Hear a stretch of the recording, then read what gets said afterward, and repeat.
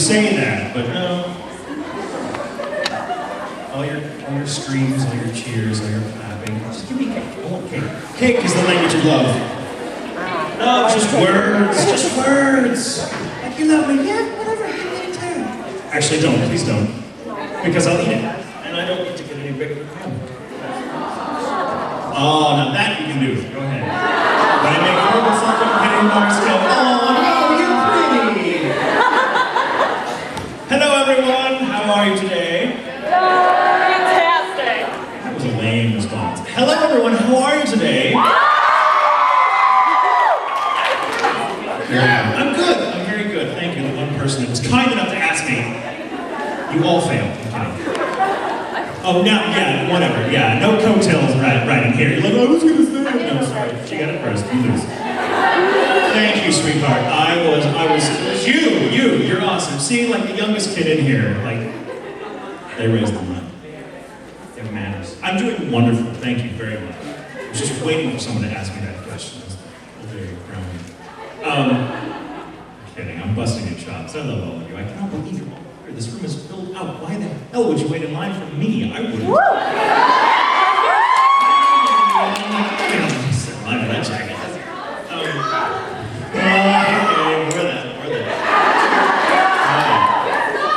So, I'm God.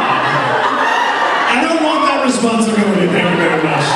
God sounds like a really hard job.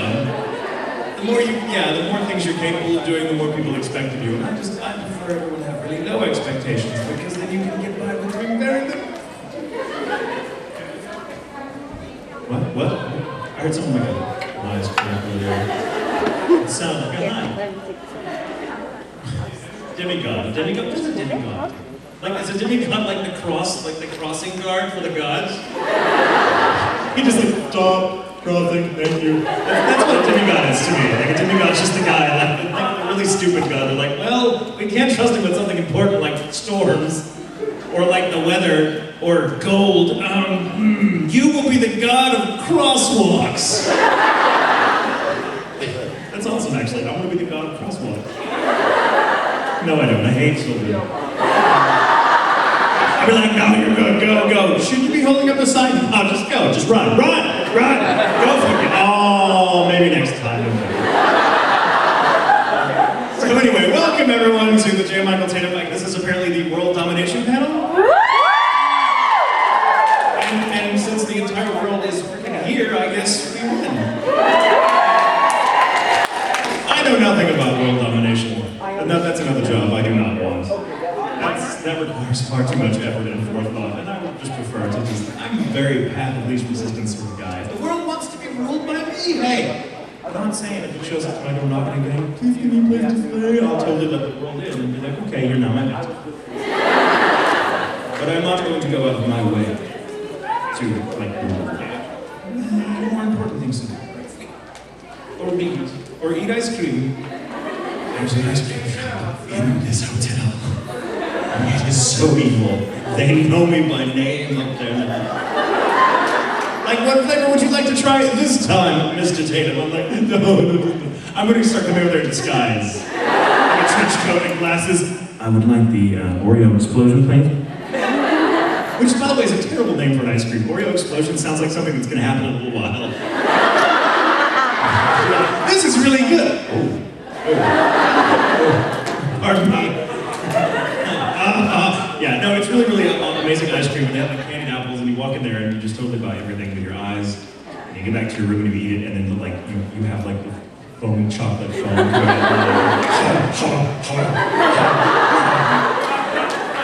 Housekeeping's like, are you okay? You okay? I'm like, I was always that kid on the playground at school, by the way. I had all the candy, and they'd find me like ODing on pixie sticks. So, as I've already done for the first 10 minutes, I can talk for frickin' ever. So I'm just gonna take questions and like go with this, because this is kind of how I do this. A Q&A panel where I'm just like, everyone asks me questions. And the more random and nonsensical the question, the more fun they tend to be. Let me preface all of this by saying, if I pick on you if I pick on you, it's because you're probably wearing bright colors or you're sitting very close. My eyesight is not the best in the world. And I'm like, you look over there with the red, and I'm talking to a coconut. So, if I don't pick on you, please don't feel that I'm like, oh, you have a stupid question. No, you look like you have a stupid question. No, it's not that. It's just because there's a lot of you and I want to get to people that, whatever. So, let's see. I saw that hand go up first. You, the blonde with the glasses. You are blonde with glasses, right? Am I seeing that correctly? You're like, no, I'm a polar bear. What? No, I am an elf. Like, a small request afterwards? Way to totally be the first question.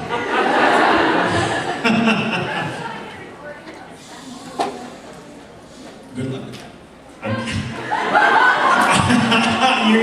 Tell you what, let me set some ground rules. Once this panel is over, and I'm like, bye everyone, thank you for coming, and you either throw rotten tomatoes at me or you scream or whatever, we have to get out of here very quickly. So no flash mobs coming up here because I will just run away. You will be on your own. I love you all, but the door right there, and I'm going out. So afterwards, yeah, what I'm going to do, I've got some free time. I'm probably just going to kind of wander around the con a little bit. So if you see me, by all means, come up to me. I've got pens in my pocket. I'll do some signing. You do for God's sakes. And some stuff if you see me. If you see me, I'm hard to count. I'm like these two. All right, so you there, the gentleman there in the white coat that asked me how I was doing. How are you doing? I'm doing good. How old am I? That's none of your damn business. I'm 35 years old. Go look it up on Wikipedia. Actually, most of the stuff on Wikipedia is totally lie about me. I've never married Brina Palencia. I don't know, that's a rumor that got started, like, but no. Yeah, I'm 35 years old. I just turned 35 like a couple weeks ago. Woo!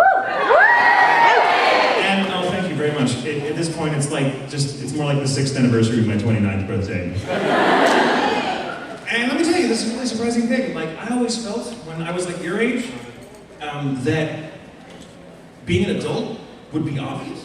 Like, at some point, I'm gonna like have a birthday, and I'm gonna cross this very, very palatable threshold. I'm like, boom, I'm an adult now. Wow, I have responsibilities, I do this, whatever. Never happened. Never happened. No. It just something like, wow, I've been an adult for like 20 years.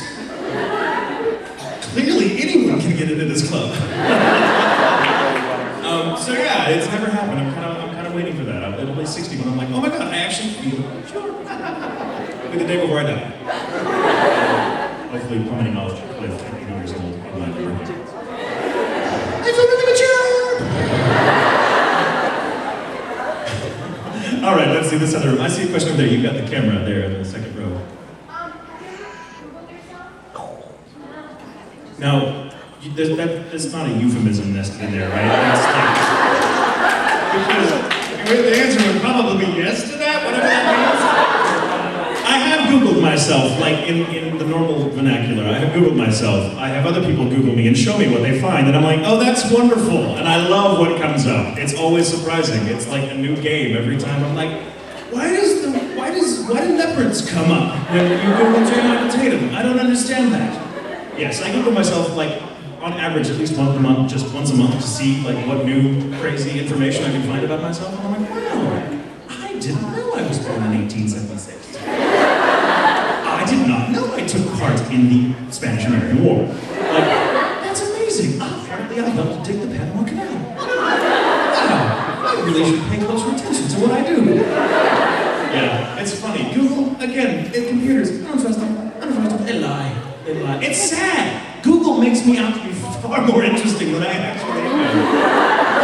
Apparently, I'm married to Brina Palencia. That would be really cool. Actually, no, it wouldn't be. No, I love Brina, but she would ride my butt every day. She'd be like, you're lazy, get up. She'd kick me awake. No, come on. Because how many of you have seen like things like Spicy Wolf or Black Butler? Everyone's seen Black Butler, I assume. That's really how we act with each other. That we're method actors, apparently. It's carried over to our real life. She usually plays horrible pranks on me, abuses me, catcalls me. She's broken into my house before, rearranged my furniture. True story. I love her happy. She continues to berate and prank me all the time. I'm terrible at pranking her back, so I lose. And now she just does it to make me feel stupid. She's like, I know I prank you again and again and again, but you know, you make it so easy. I'm like, stop! I know you love me! I do, honey. Brina's there. How did I get off on that side? Oh yeah, the Google thing. I figured out what that means. I don't know. Okay, question. Let's say again. You there, in front. Yes. You're right? Yeah, you. No, the other you, behind you.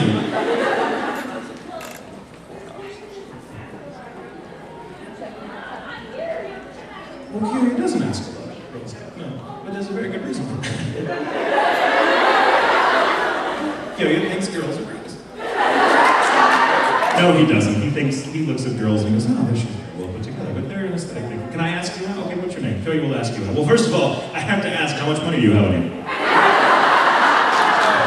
Because it's like, everywhere you want to be, just bring Visa. What's your name?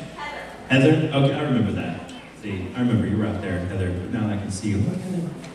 So Heather, how would Joey ask you out? Heather, it would be like, hi. Hi, Heather, how are you? That's wonderful. Are you having a good time? That's wonderful. That's wonderful. So we'll just do the crash check or check.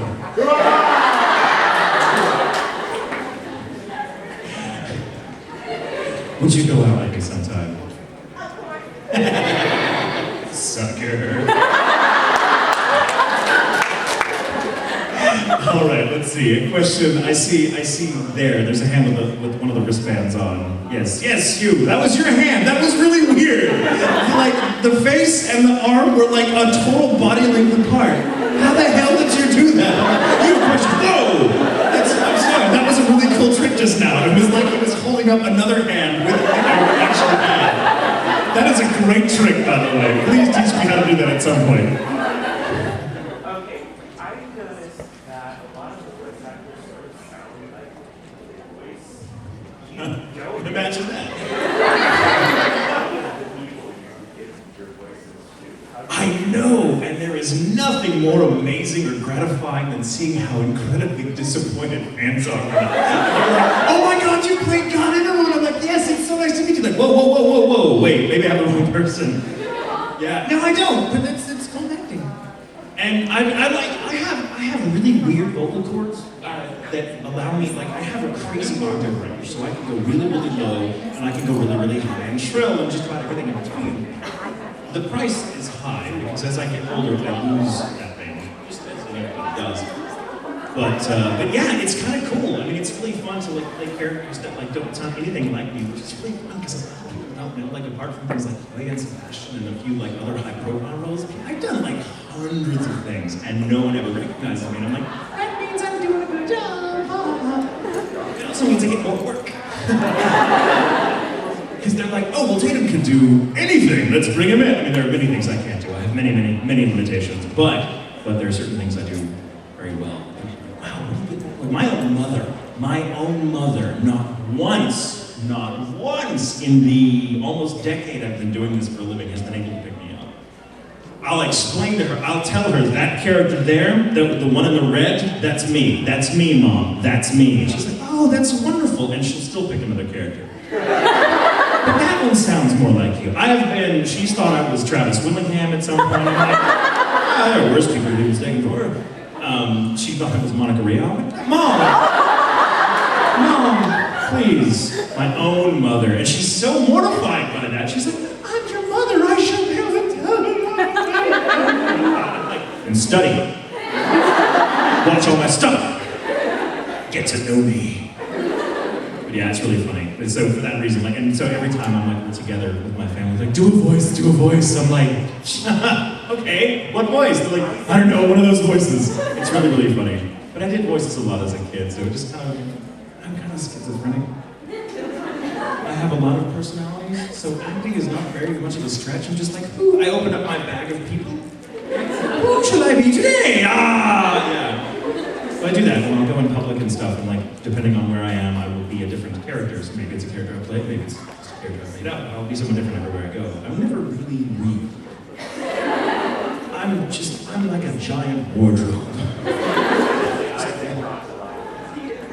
See, that's gonna be me as an old man. I will be Isaac Dean when I'm an old man. And I get dumber. Pretty close now, but I'm a little smarter than Isaac, so I can't really pull it off. Oh, I love Isaac. Whenever I shop for clothes, that's the voice that comes out. Can I see those fitting room, please? You have this in a size 4. I just want to see if it'll fit around my leg. Sir, that's a hat. I know! All right, way in the back there. Yes, with the... Of the characters you play, do you have a favorite? Everyone asks that question. The truth is I have a lot of favorites. And Isaac Dean is certainly one of them. But obviously, as an actor, I feel very, very strong strongly that I should love every character I'm doing, because that's, if I can't find something to love or something that makes that character my favorite in the here and now, I feel it's a failure of my own imagination, and I don't want my imagination to fail. I keep my imagination very well fed on fantasy and delusion. And it makes acting much easier. So really, when people ask me, like, who's my favorite character, like, it really happens to be whoever I happen to be voicing at the moment. So if there's like 8, 9 characters that I'm voicing in the same day, which happens very frequently, I'm like, they're all my favorite day!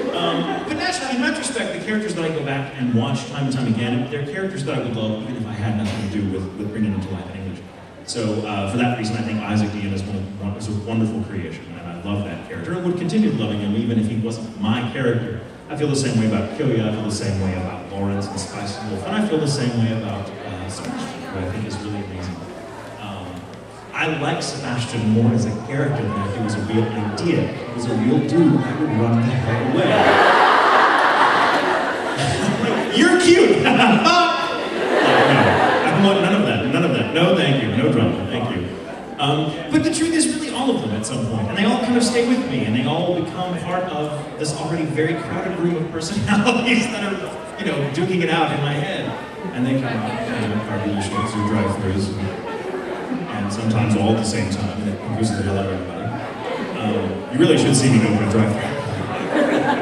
I'll order for like 4 people, and it's just me. I was switching all the time, like, oh yes. And it's like, you know, if in real life, if I have like 4 people in the car, I'm never the guy driving that's like, no, you're all going to order yourselves. I'm not going to be the mouthpiece. Because then you sound like an idiot. Because then you're like, yes, I'll have a cheeseburger and a Coke, and a cheeseburger and a Coke, and a cheeseburger and a Coke, and a cheeseburger and a Coke. So, you know, because no one's like, you're like, quick man, okay, I'll have 4 cheeseburgers, 4 Cokes, and 4 fries. So I ordered for myself and was like, oh yes, I'll have a number 6. Oh, I want fries with that! Shut up! I would like chicken nuggets. This isn't McDonald's! And then they pull up and they're all like, and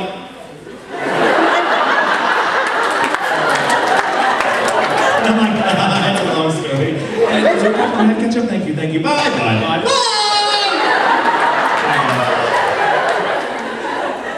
And I order multiple meals because I figure, hey, they're gonna get one of them, right?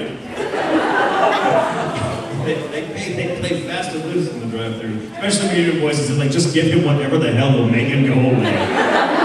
Extra straws? Fine. Does he want one of our hats? Give him one of our hats. Get him the hell out of line. Oh, how did that happen? What was the question? Did I answer your question, by the way? She's not even paying attention anymore, I must have. Let's see. You there in the back with the bright light in front of you. Are you trying to hypnotize me with something? Are you like, come toward the light? Because I'm very easy to hypnotize. I'm like, okay.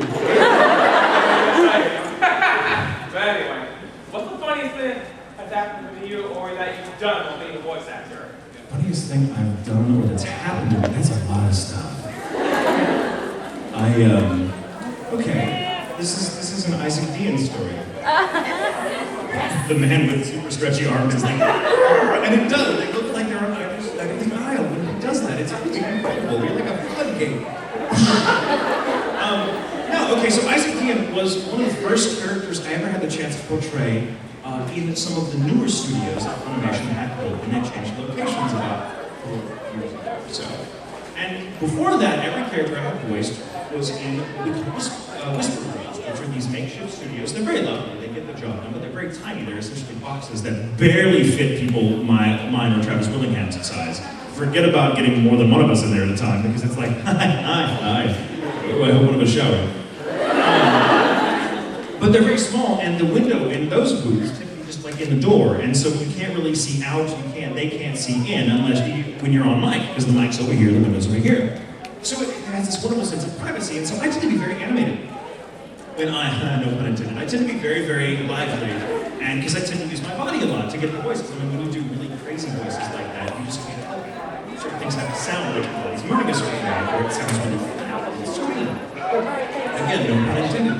So, Isaac was the first character of any depth, or any length, I should say, that I got to voice.